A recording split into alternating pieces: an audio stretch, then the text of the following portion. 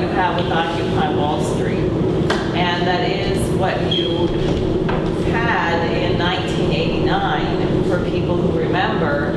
First, you had the Tiananmen Square massacre, and then you had all these independence movements in Eastern Europe. People might remember in, I think it was Lithuania, they had a symphony orchestra that came out and was playing Beethoven's Ninth Symphony, among other things. This was before the Berlin Wall came down. And then what occurred in East Berlin was you had been having actually for a year candlelight vigils on Monday nights. And the motto of this movement was Wir sind das Volk. We are the people. It was not profound, I mean, beyond that, which is a profound idea. It wasn't complicated. They didn't have a list of demands. But because of the risk to life and limb in standing up against a dictatorial state where it was known that the tanks could be brought in to roll over people at any moment, this took a profound significance, and people were elevated, and people were in the mind of what Shelley discusses in his Defense of Poetry. Now, what occurred is that Lyndon LaRouche was in prison. Bush Sr. and Maggie Thatcher were running the show. They put Germany under absolutely excruciating pressure to give up its sovereignty and launch the euro. And this movement did not have a solution. So what happened, as we discussed it, is you had a great opportunity which was missed. Now what Skye and Lynn are taking up is the situation today where, because of 40 plus years of cultural backwardness and the assassinations of both Kennedys and the cover-up and the Vietnam War, you have now in the United States a mass strike, and anyone who's been there, a number of people in this room I know now have been over there talking to the people at Occupy Wall Street. And what you see is there's an incredible openness. People do have a profound sense. People were prepared if they were going to clean Zuccotti Park, and the reason they didn't clean Zuccotti Park is because people were prepared to link arms and sit there and get maced or whatever else. So there's a dynamic to this which is profound, and similar to what happened in 1989, where the theme was Wir sind das Volk. Now the theme is we are the 99%. That the reason they're all inclusive, and the reason why so far various attempts to provoke really nasty showdowns with the police is because people in this group are saying, no, the police are part of the 99%. The police are being attacked for having pension funds. So they know that it's an inclusive movement. But because of the depravity of the culture, because of their belief in environmentalism, and the idea that the world is overpopulated, they will fail. They are not in a position to actually bring about the change which they desire. And I think partly from the standpoint, people will see on the website, there's a really, and it's here, a leaflet by Skye Shields written in consultation with Mr. LaRouche. We're doing a series of educational leaflets for the revolution with video materials so that we can bring to these people who are looking for profound ideas a challenge, so that maybe they can give up some of these crazy culturally induced axioms that will doom them to failure and work with us to do something which is successful. But also, these are the axioms that we're dealing with in the Congress. And these are the axioms that you're dealing with your neighbors. How many people have you spoken with who think that environmentalism is a bad thing? People accept this. They accept the idea of overpopulation. They accept the idea that the New Jersey Energy Master Plan. All the hearings were on conservation. Cut back.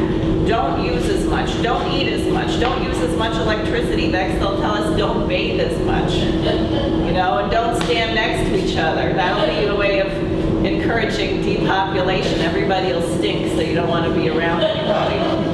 I mean, that's a dark age. And I wanted to just saying that because what I'm going to do is I'm going to go through a little bit of LaRouche's latest paper, which is an extremely profound, challenging document. It references everything I ever read since I joined this movement, and it references plenty of things that I never read since I joined this movement. So what I'm going to do is not going to by any means be conclusive, but hopefully will inspire everybody here to do some work and to dig into heavy ideas. And I wanted to just go back a little bit to what Scott was raising about this coup. Because actually I think it's useful to reflect a couple of things. One, Bush Sr. was president when the Berlin Wall came down. Prior to that, when Ronald Reagan was president and LaRouche was the architect of the Strategic Defense Initiative, Bush Sr. was vice president. And one of the things that he did as vice president, people in here may remember something called Iran-Contra. And there was a war in Nicaragua, and LaRouche was given an offer basically that he should get involved in this thing, take a side. And he said, no way, this is not about fighting communism. You're getting weapons from communists in exchange for drugs from people fighting, you know, forget it. He said, I'm not going to be involved. And they said, okay, we'll silence you. You're not going to be allowed to be a mainstream presidential candidate if you won't support this operation. The Congress did not agree with the war. So what happened was, as vice president, George H.W. Bush, got a number of executive orders passed whereby a secret war could be financed by drug money outside of the Congress approving it. This was Iran-Contra. This is one of the first steps. And when they put Mr. LaRouche on trial in the 80s, the Boston trial, I was a student in Boston at the time, and what happened was the trial ended in a mistrial because it turned out there was a document in Ollie North's safe, Ollie North of Iran-Contra fame, Ollie North, who was knowingly flying massive amounts of cocaine into the United States to fund this operation. And the document said, our man here has the info on LaRouche. And the judge ordered that we could then search everyone involved in Iran-Contra, because our point in the Boston trial, what the media said was the Boston trial was about credit card fraud. Many people here have heard this, that we allegedly, our fundraisers were putting unauthorized charges on people's credit cards. We said this is a government witch hunt to silence a political movement, and lo and behold, we get this document in Ollie North's safe saying our man here has the info against LaRouche. And the judge then ordered that George Bush Sr., then vice president, that his files were to be searched because there did seem to be evidence that there was indeed a government witch hunt against LaRouche. And as soon as the judge gave the order to search the files of George Bush Sr., guess what happened? They ended the case.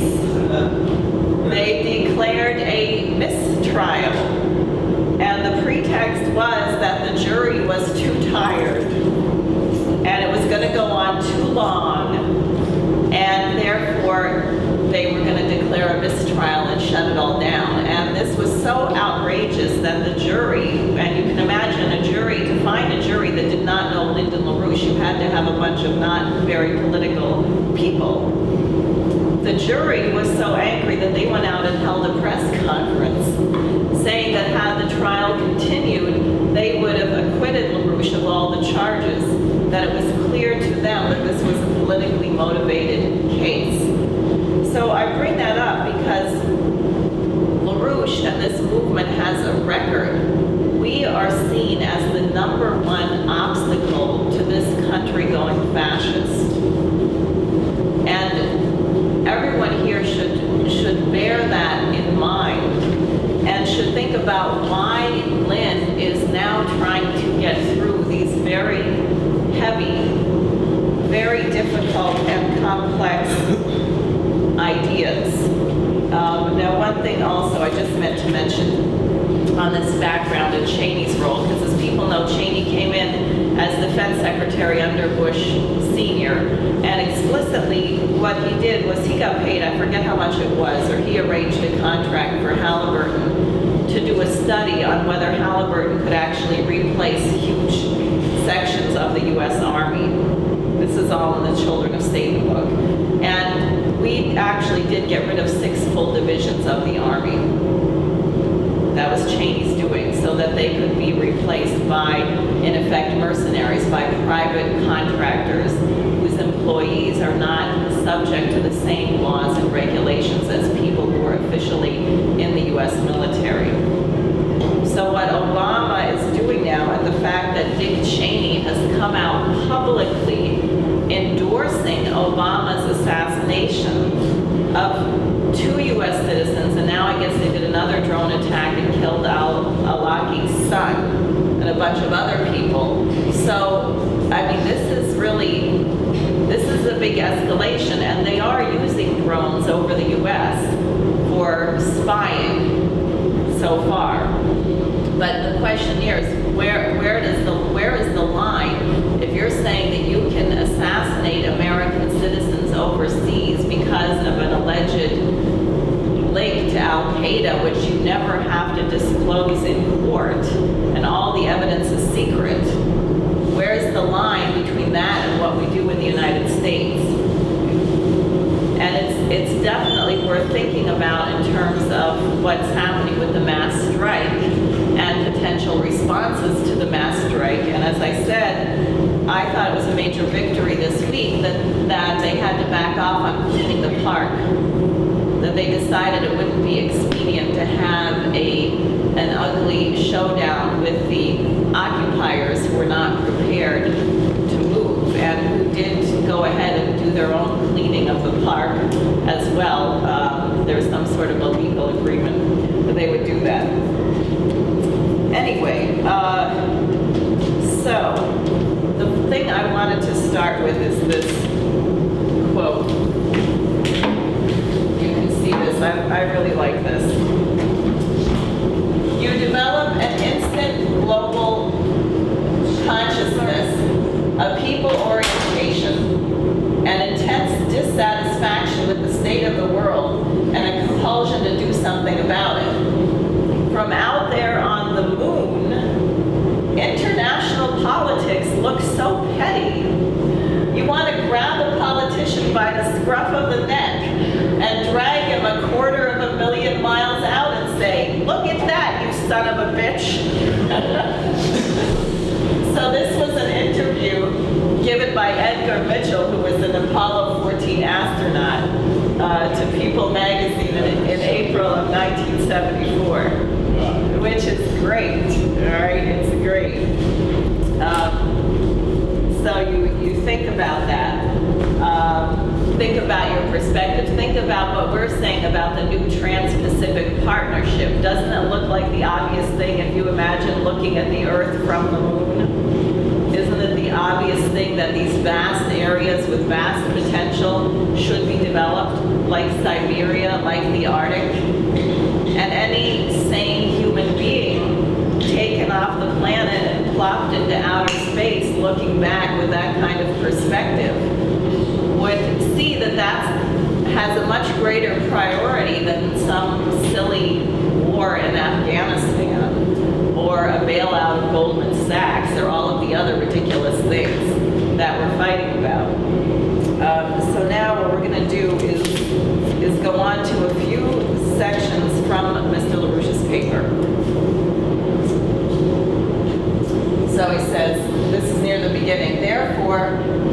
restate what I have said above. Our role presently must be recognized in the immediate challenge of defeating a British Empire-led threat to the continued existence of our United States Republic. It is, in fact, a present threat by the British Empire to the existence of our human species. The defeat of that British threat to civilization is now still the crucial strategic mission before this planet as a whole. And if you think back to the presentations of the last couple weeks, Bob's presentation on Sun Yat-sen, and then the discussion of Leibniz. Remember, Leibniz was saying that Europe was really screwed up, right? They had just had this really long religious war. They had the Treaty of Westphalia in 1648. Thank God for that. It was the only sane thing, which was that states should interact with each other based on the interest of the other. No retribution and so on. And were it not for that, Europe would have really been destroyed. But regardless, they had that. They still had this totally hierarchical system where everything was by bloodline. Everything was who you related to. You couldn't have a career other than what your father had. You couldn't marry into certain families. It was as if human beings were animals. And Leibniz was peeved because the Christians in Europe were saying that the Chinese were barbarians. And he went to China, and studied the Chinese. He studied Confucius and found very profound universal principles of universal goodness. And he said, here you are, this is a culture which is thousands of years old, older than your culture, and you're saying these people are barbarians. I think we should have a whole bunch of Chinese people come over here and civilize Europe. And that's what Leibniz was proposing, which I don't think was entirely in jest. Okay, so what you have in the British Empire, what is that? That's the leftover legacy of the Roman Empire, which moved through Rome, Byzantium, Venice, up into the Netherlands. It's the oligarchical virus, where the idea is that man is a beast, and therefore a tiny percentage of human beings have the right to rule over and enslave the vast majority of everyone else, right? So that's what the British Empire is. And right now, unfortunately, for the reasons that some of what I just went through, people aren't terribly clear right now on what it means to be human anymore, which is one of the first things you're going to have to address if we're actually going to save civilization. So that's what LaRouche says. He says, our subject here is the true nature of the human mind. The lower three of four that are fairly represented by the following array of their faults. Number one, a mistaken faith in sense certainty, i.e., if I can see it, I believe it. If I can hold it in my hand, if I can touch it, smell it, that's true. That's reality, and you know reality because it's sensuous, and you can perceive it using your five senses. Okay. Number two, a mistaken belief in the existence of space. The idea that they still teach us in physics that basically our universe is inside this big empty box, and there's a few things in the box. There's some stars, there's some planets, and this number two comes out of number one, because if you only believe in what we can perceive with our senses, then there's a whole lot that's going on in so-called space that we don't have a clue about what's happening. I mean, just take, for example, the electromagnetic field. Birds, fish, navigate using a domain of sense which human beings are not all that sensitive to. So there's something going on that we cannot see, smell, touch, hear, or taste, which determines how birds know how to fly south.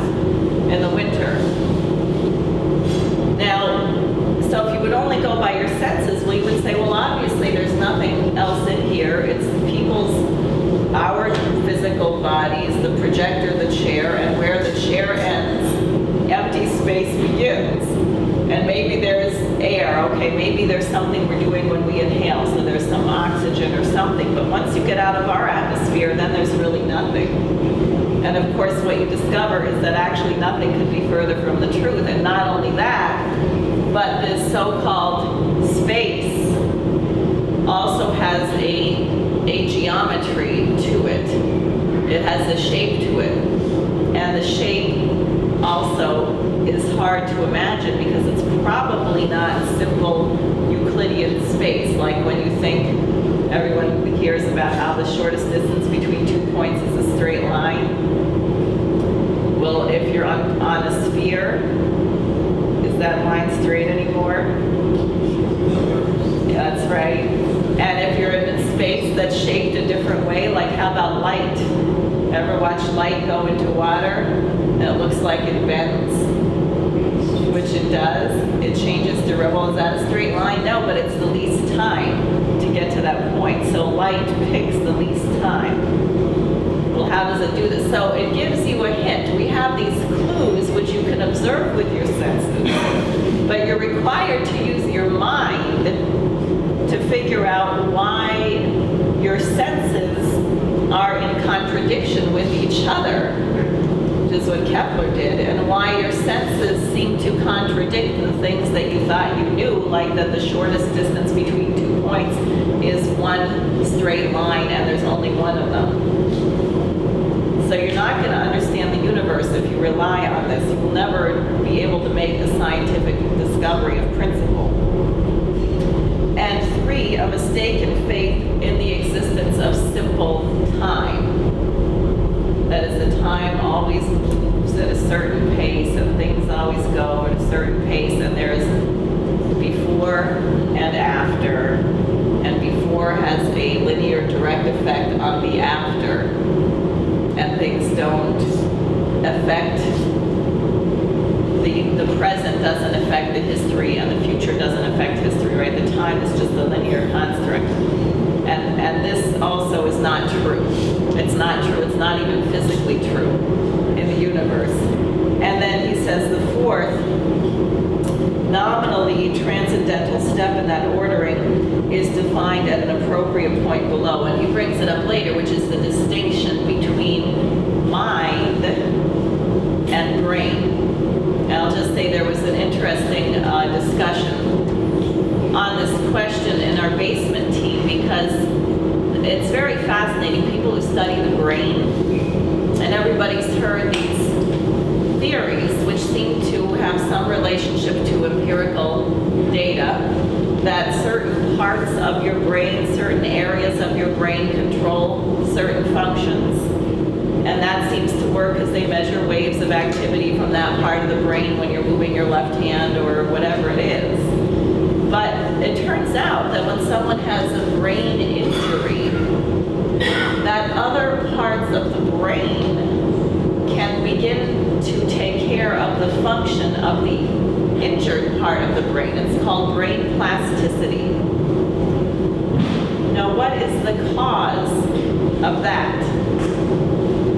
Well, that might be the mind.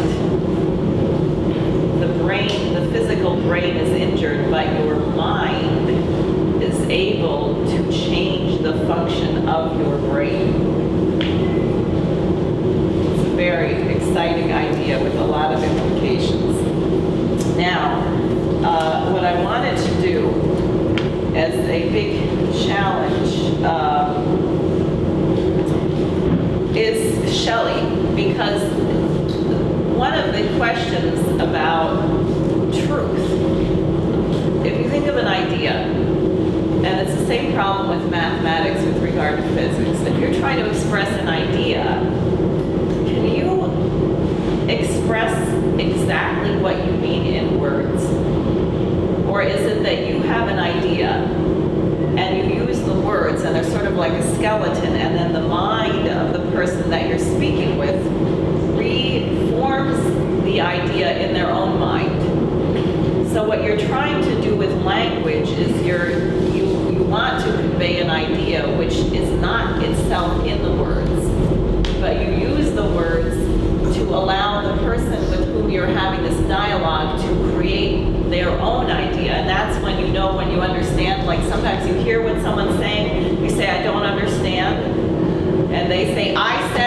right here, and you say, I know, I heard the words, but I don't understand what you're meaning, right?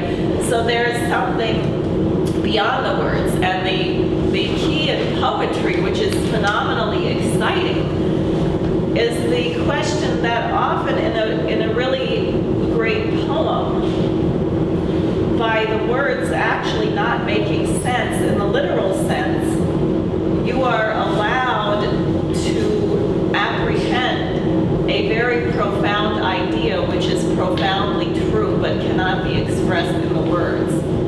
And I wanted to we're going to look at a couple sections of it first, and then we're going to listen to a recitation of Shelley's poem, Ode to a Skylark, which people may know, but even just the beginning,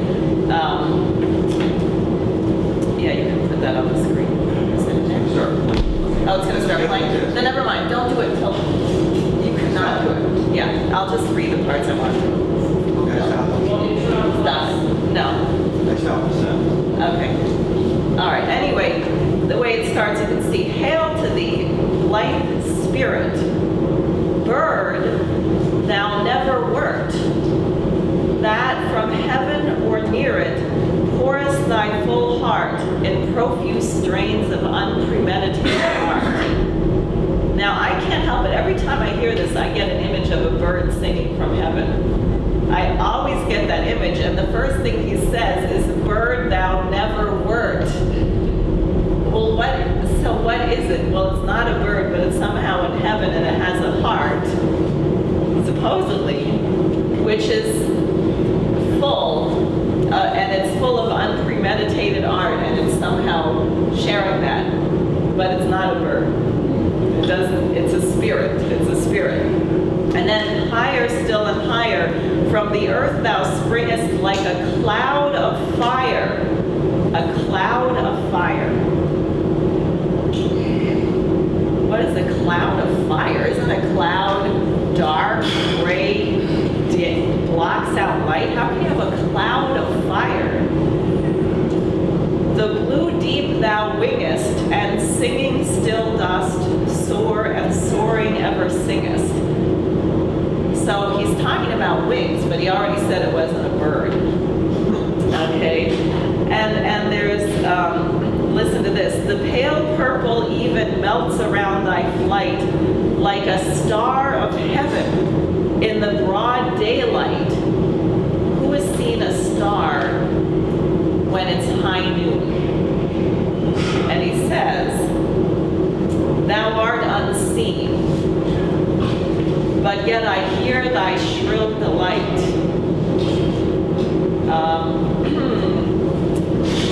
Listen to this. All the earth and air with thy voices loud, as when night is bare, from one lonely cloud the moon rains out her beams, and heaven is overflowed. Again, a cloud.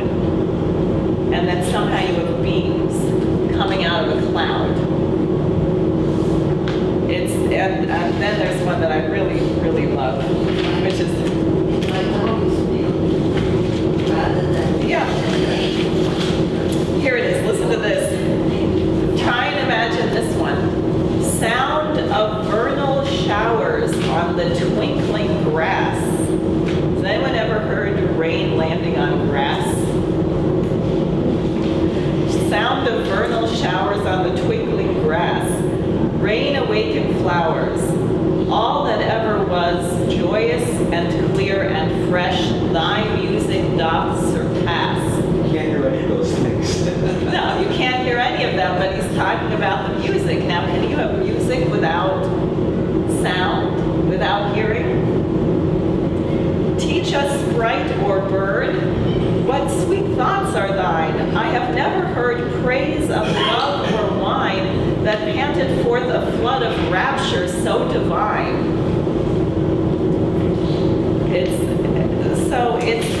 This is really this question. It's a complete turning inside out all of the ideas of your senses. Your mind is trying to give yourself an image, and he's giving you all these, they seem like amazing images, but then when you try to imagine them, when you try and recreate create them in your mind like twinkling grass, the sound of rain landing on the grass, or beams of the moon coming from a cloud. Your mind gets a funny sort of ambiguity, and it's in this idea that the truth of what Shelley is getting at, because it's a question of inspiration. You've heard of inspiration, or the muse. Well, what is it? How do you describe it? So what I'm going to do, I found this recording, which I really like. It's I don't know, she might be a 15-year-old girl. And I listened, I went online and I found all these really horrible, horrible recordings of these stuffy old Brits who sounded like they might be in a tomb, reading it like they were dead. It was so dreadful. And then this was really refreshing. You'll hear she makes a couple of mistakes, but I want you to listen and think about this question of sense certainty and what Shelley is getting at. To a Skylark, Percy Shelley, 1820.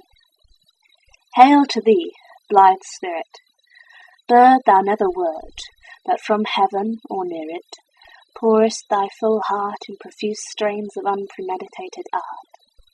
Higher still and higher, from the earth thou springest like a cloud of fire. The blue deep thou wingest, and singing still dost soar, and soaring ever singest.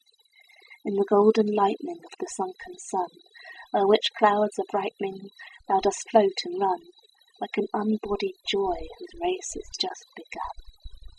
The pale purple even melts around thy flight, like a star of heaven. In the broad daylight thou art unseen, but yet I hear thy shrill delight. Keen as are the arrows of that silver spear,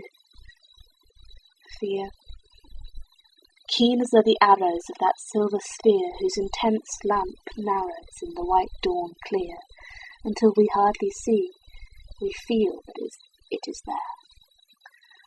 All the earth and air with thy voice is loud, as when the night is bare, from one lonely cloud the moon rains out her beams, and heaven is overflowed.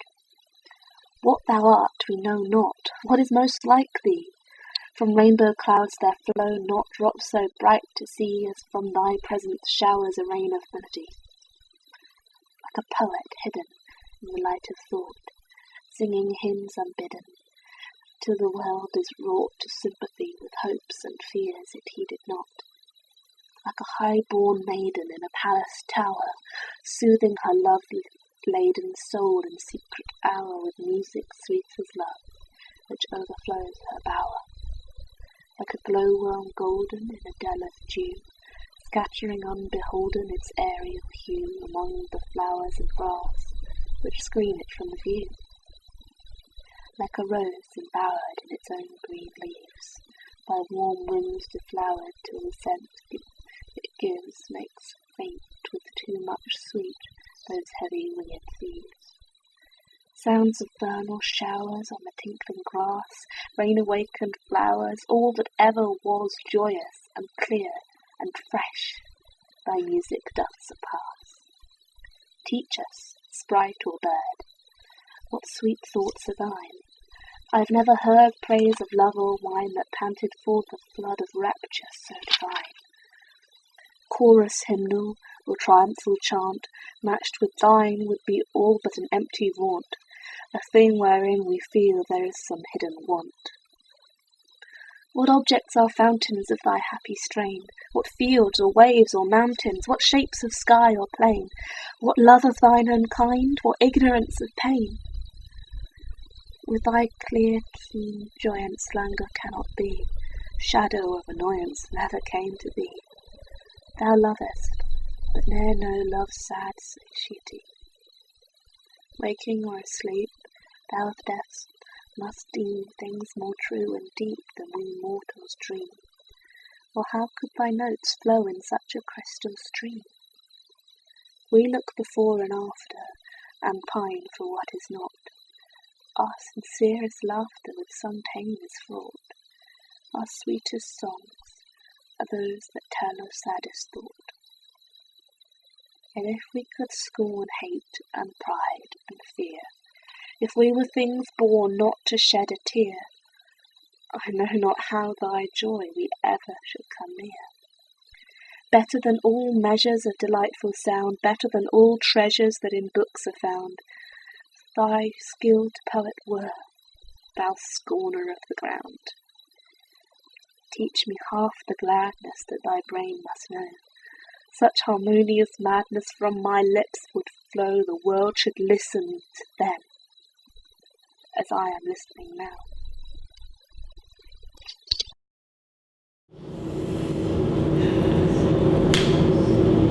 So can anyone draw a picture of this? But it's real. Everyone knows it's real because everyone has experienced this quality of inspiration.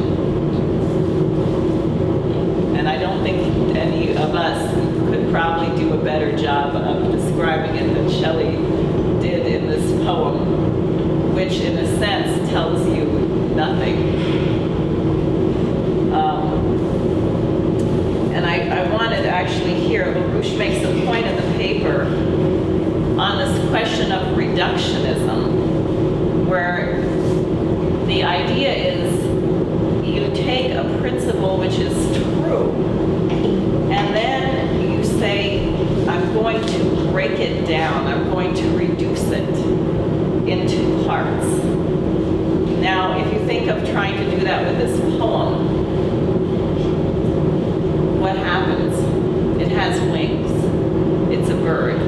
It's not a bird. It sings, but you can't hear it. Suddenly, if you take the parts, the thing makes no sense whatsoever, although it makes sense when it's a whole. And you get this in the organizing all the time. We say, Obama has to be removed from office. And people say, who is going to replace him? Well, who's going to replace him has nothing to do with it. That's not a principle, that's a thing. We're speaking from a principle. We will not survive unless this creature is put in a position, whether he's physically removed or removed from power in a way that people stick him in a rubber room and pretend that he's president, but they run the show, whatever it's done, like a nice impeachment vote, we tend to do that to him. So you're saying something from the standpoint of principle, and the response is, who do we put in his place? Who are you voting for in the next election? Is there someone better than it? None of these things have anything to do with the principle. And reductionism is a way of destroying your ability to think and to act in history, because in physics, just as there is no empty time and no empty space, and time is not this linear absolute construct, you cannot intervene on history from the standpoint of sense certainty. It will never work. And happily, every human being has a mind as opposed to just a brain. You have a mind, which means that each human being is capable of transforming history in the way that's required, provided you haven't been brainwashed by this sick culture that we're in. So next.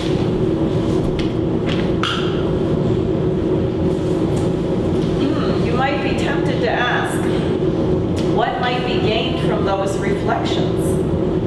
What must be gained is a clearer insight into the ontologically superior reality of the concept of the human mind as being the most fundamentally physical experience, as being expressed in the notion of the principle of the human mind itself, or in other words, the soul, rather than as an expression of the flesh.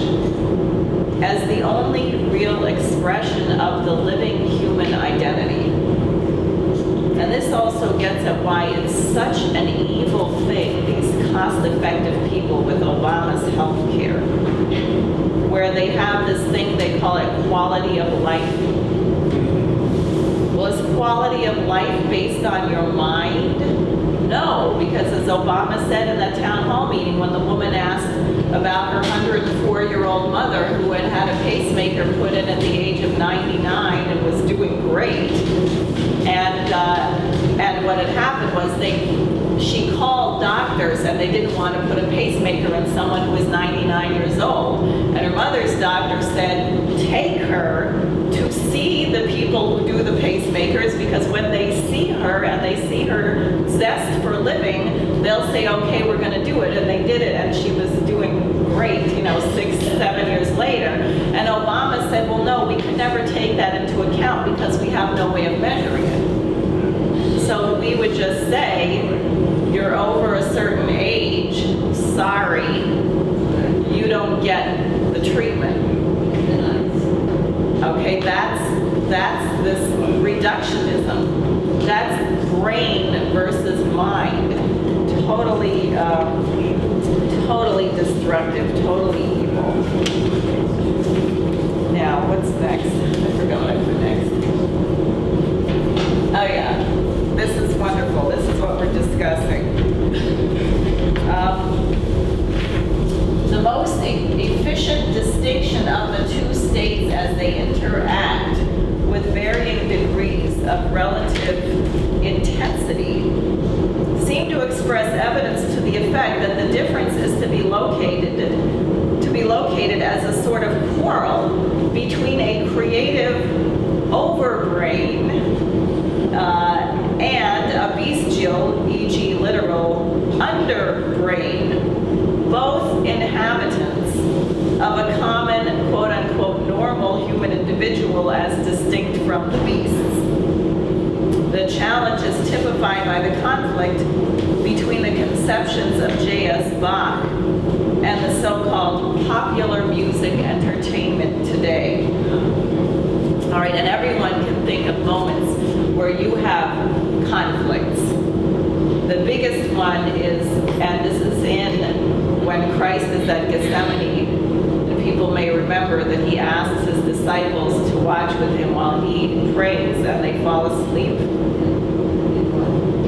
Now, how many times have you felt an irresistible urge to fall asleep when you are supposed to be concentrating on something that's difficult? Or you run up against a really difficult problem, you say, I'm so tired. Okay. And that's this. That's your bestial underbrain trying to take possession of your overbrain, your mind. Okay, and it's the most clear one, and I love it that this is this thing with Christ, because it's just so clear. It's so useful because you can read it. I read it, many, many times, and then somehow, only in the last couple of years did I really say, oh, this is what he's getting at.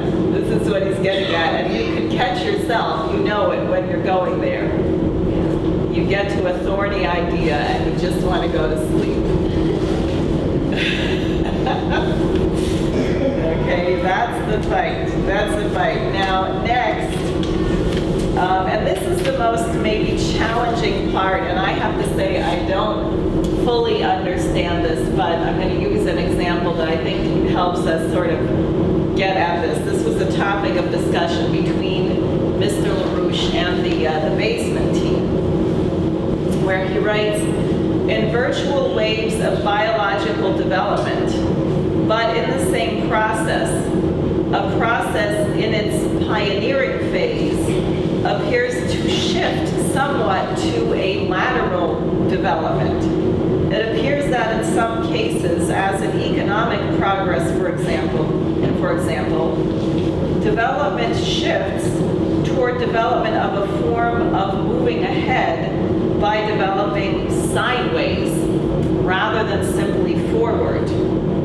The effect includes compound effects, which suggest that the process appears to have shifted, with the effect that the compound process proceeds backward in time effect, while forward movement slows relative to the branches of progress-based, which locate progressive growth as being located to a relatively major degree on the growth of the relatively more primitive phase as a dominant feature of the process overall.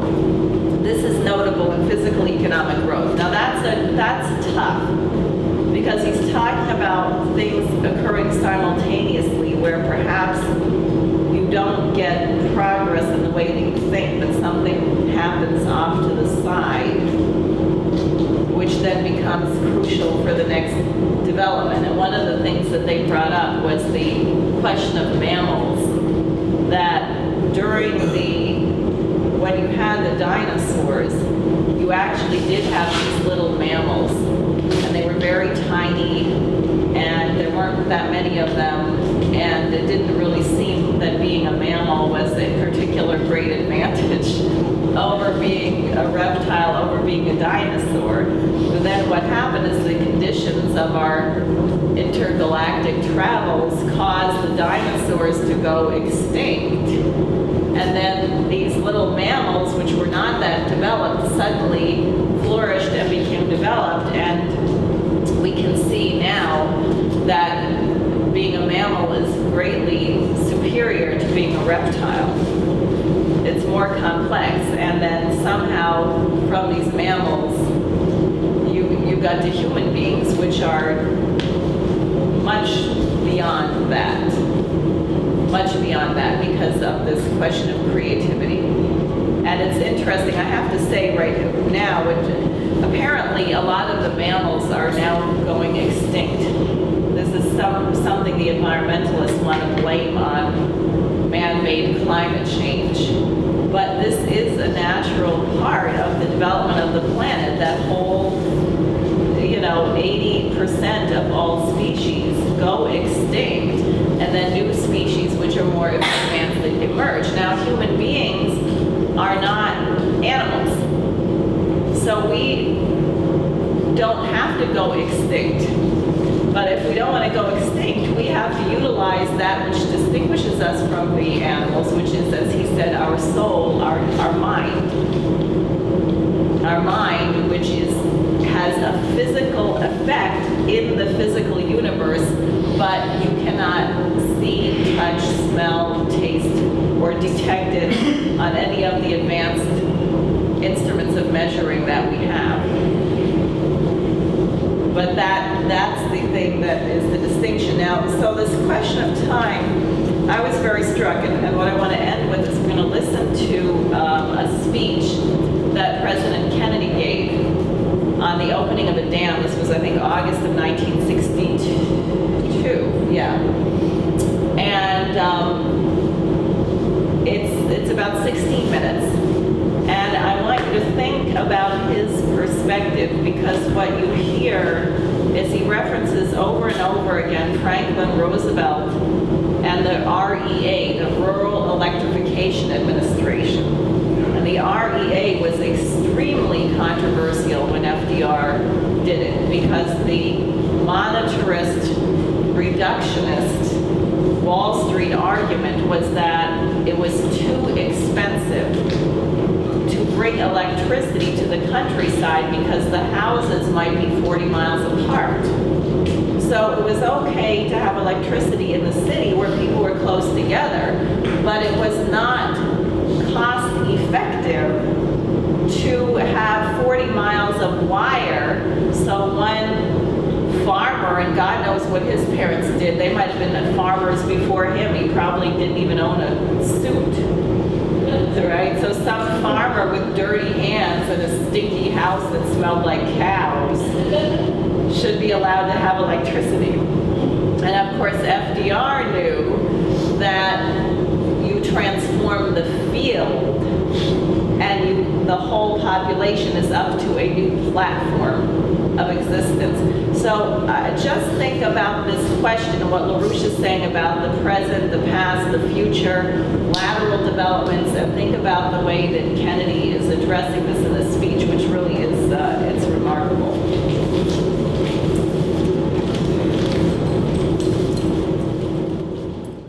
Remarks of the President at dedication ceremonies of the Owyhee Dam Project in Pierre, South Dakota, August 17, 1962. Secretary Udall, our host, your distinguished governor, Governor Guy, and to recently my associate at the White House, George McGovern, Secretary Vance, members of the House and Senate, ladies and gentlemen. I want to express my great pleasure and to tell you what a privilege it is to leave Washington these days and come out here to South Dakota. And I can think of nothing more beneficial for those of us who work in Washington, in the nation's capital, to leave on occasions and come out and see the people of the United States. These dams, these great projects, frequently are statistics to those of us who work in the nation's capital. And I can imagine nothing more beneficial to any American, to any member of the House or Senate, to any member of the executive branch, to any citizen of this country, than to come here to South Dakota and realize here in this state and in this country there is being built the largest dam of its kind in the world. It is a source of pleasure to me as president, therefore, to come here on this occasion. And I think it's very beneficial for us to realize how frequently the American people have worked together to provide this kind of great benefit.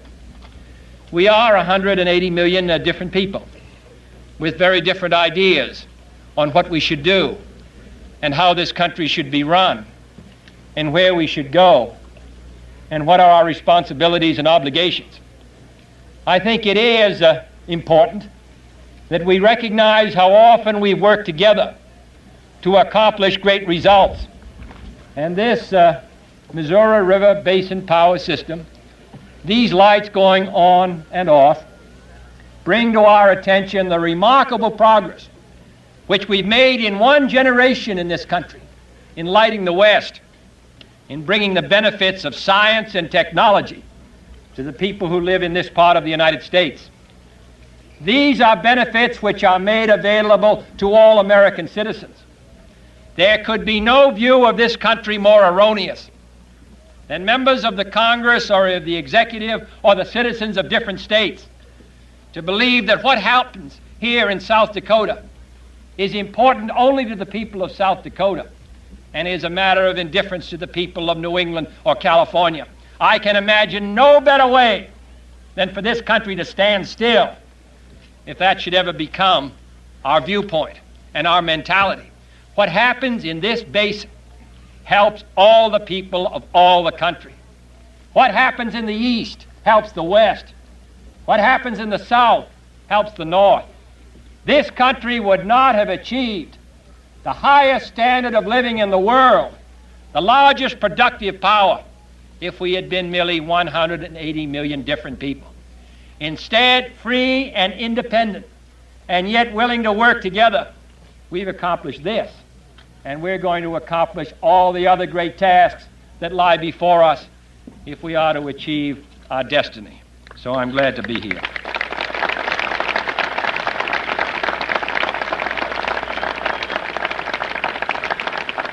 And I wish those who come and visit this country from abroad would come here. They come to New York and to Washington, and they feel they've seen America. They should come here, and to Montana, and to California, and to Boston, Massachusetts, and then they would see something of the United States. This dam will produce enough electric energy, this one dam, to light the city of Edinburgh in Scotland. This dam alone will supply enough irrigation area larger than the nation of Luxembourg. This dam and the rest of the dams on this river, which 30 years ago would have provided only floods and darkness, now provide irrigation and light.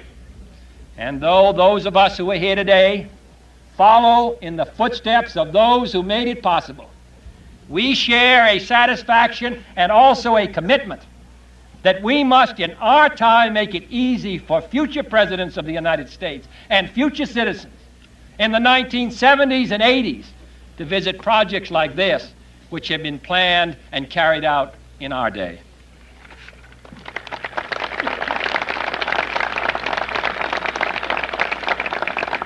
Water is our most precious asset, and its potential uses are so many and so vital that they are frequently in conflict.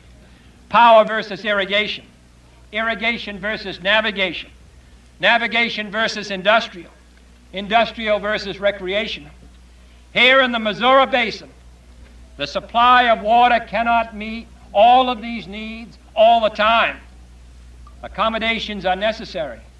And in 1944, under the administration of President Roosevelt, a comprehensive Missouri Basin Plan was authorized to accomplish all of these great objectives.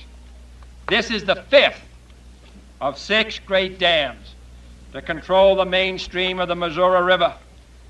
And I can assure those of you at the upper end of the Missouri and our good friends at the lower end that it will continue to be our policy to regulate the storage and the flow of water in these reservoirs in the most advantageous manner for all concerned that the best engineers in the world can devise. And I must say that I am heartened to come out here and talk to the distinguished engineer in charge and be informed by him that this has cost $25 million less than was estimated 8 years ago, and that stands as some kind of a record in the United States today.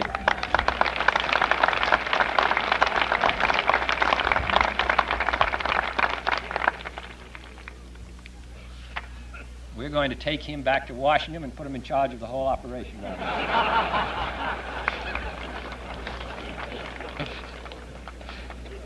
We take for granted these miracles of engineering, and too often we see no connection between this dam right out here and our nation's prosperity and our nation's security and our leadership all around the world.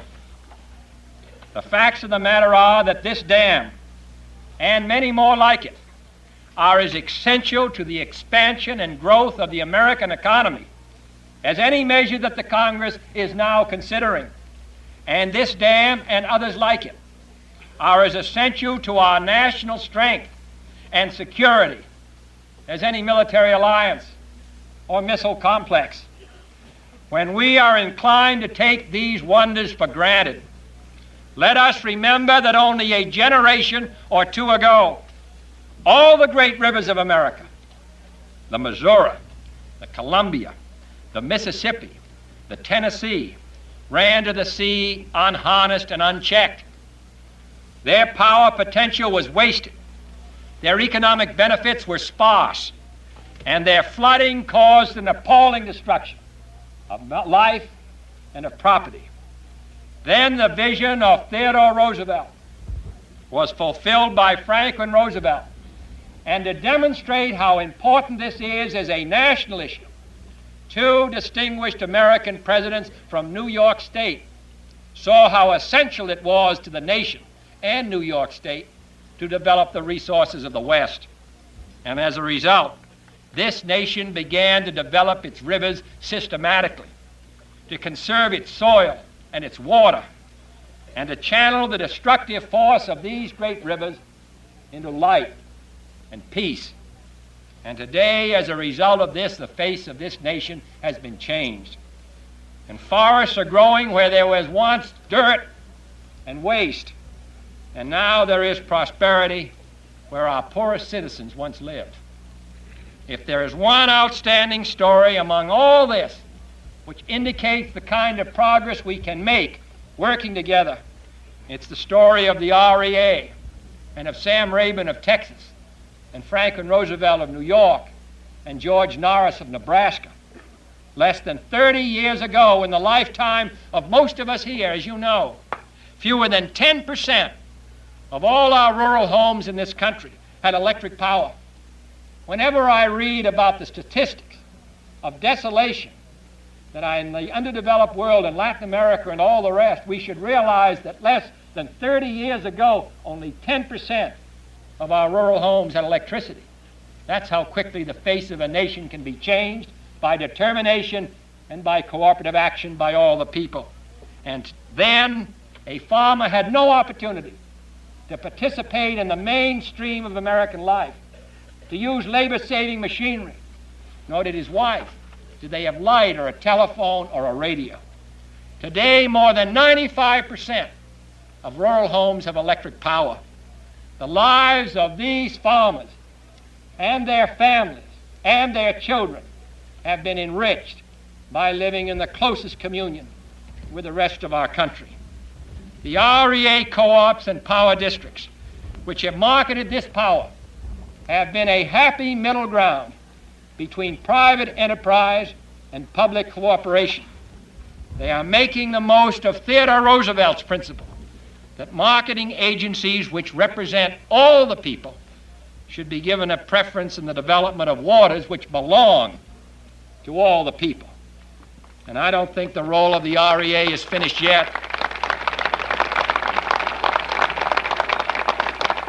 The role of the REA isn't finished yet. And those who say that its job is finished, and the job really in so many ways of this country finished, are wrong.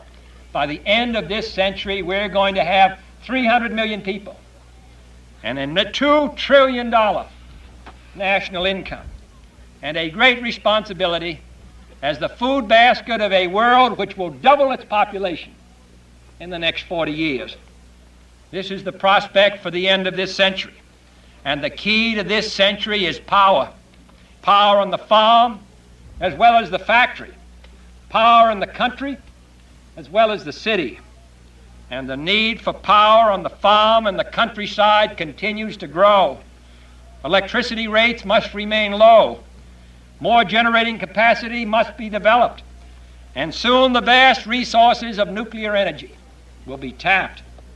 This is not a choice between spending and saving, for REA is a form of saving, as is this dam, hours and lives, saving farms, and saving and returning to our nation's government every dollar loaned with interest, in taxes on new appliances and new equipment and new farm income. This program and so many like it have returned there to the public treasuries many times the entire cost of the program. The question which confronts us is related to the question which confronted Roosevelt and Rabin and Norris in the 30s. And that is the whole question of our resource development in the western United States in the 1960s. Our electric power needs will double in this decade. Our economic, military, and international commitments will require a continuing source of new energy. Surely a continent so rich in minerals, so blessed with water, and a society so replete with engineers and scientists can make and must make the best possible use of the bounty which nature and God have given us, public and private, federal and local, cooperative and corporate. We cannot prevent other people in this country from developing their resources. We look forward to the day when energy will flow where it's needed. We cannot permit railroads to prevent coal slurry pipelines from conveying the resources of our mines. We cannot permit the mining industries to say there shall be no nuclear energy because it may affect them adversely. We cannot permit as a country public and private power interests to veto each other's projects. Or if one region to permit another to say another region shall not develop. If we do that, we shall stand still and forget the lesson that our history has told us. But if we can apply to the challenges of the 60s the same principles of efficiency, cooperation, and foresight which made this great dam possible, The same principles which cause American technicians to be sought out the world over to assist in developing the Nile, the Volta, the Mekong, and the river, then we can look to a happy future. I am proud to come here today. This is a matter of the greatest importance to us as a country. This quick visit on conservation, I hope, will remind all of us in Washington that we have a good deal of unfinished business in this area. The Secretary of Interior, Mr. Udall, will visit the Soviet Union in September. He may see a dam nearing completion, which will be double the size of our largest, Grand Coulee. The dam at Bratsk on the Angara River in central Siberia, already partially producing power, will shortly back up a man-made island sea of 40 million acre-feet with a capacity of 4.5 million kilowatts. And the Grand Coulee, our largest, is 2 million kilowatts. I don't want to see the United States second in space or in the development of power resources. And I think it's most appropriate.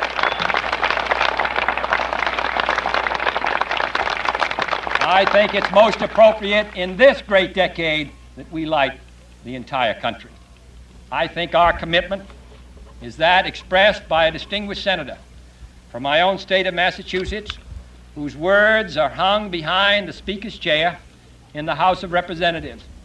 He said, "Let us develop the resources of our land, call forth its power, build up all its great institutions, and see whether we in our time and generation may not perform something worthy to be remembered."